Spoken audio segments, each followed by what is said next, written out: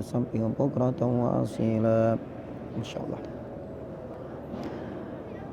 Saudaraku seiman, para ulama menyatakan bahwasanya zikir yang paling afdol secara mutlak itu adalah tilawatil Quran.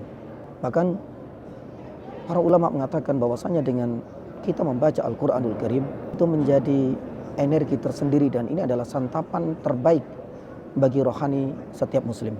Oleh karena itu Imam Ibnu Qayyim rahimahullahu ta'ala pernah menuturkan ketika menceritakan pertemuan beliau dengan gurundanya tercinta yaitu Ibnu Taimiyah rahimahullahu ta'ala. Ibnu Taimiyah pernah mengatakan bahwasanya sejatinya zikir pagi yang setiap kali beliau lantunkan itu adalah santapanku.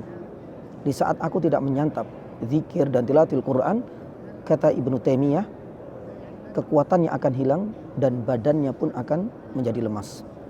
Karena dengan kita membaca Al-Quranul Al-Karim, saudaraku, itu adalah kunci kebahagiaan, tidak hanya di dunia, bahkan di akhirat nantinya. Bahkan dengan kita berinteraksi dengan Al-Quran, itu akan menjadi teman baik yang akan menyertai dan menemani kita hingga nanti di liang lahat. Sebut saja Syekh Yain Abdullah Al-Ghaidiyan rahimahullahu ta'ala.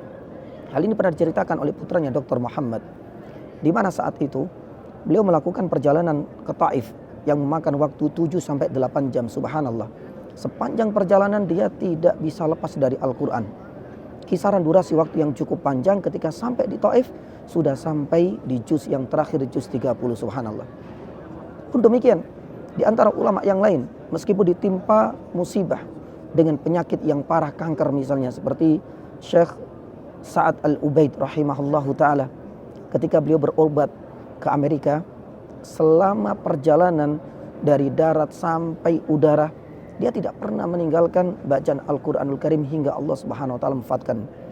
Dan salah satu di antara ulama yang terakhir yang kita kenal adalah Syekh Abdurrahman Ibnu Nasir As-Sa'di rahimahullah ta'ala.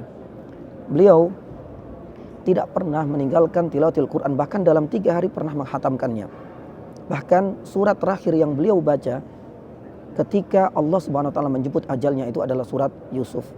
Inilah salah satu di antara sekian banyak contoh yang seharusnya menjadi inspirasi dalam kita, dalam kehidupan kita untuk selalu dekat dan berinteraksi dengan Al-Quranul Karim.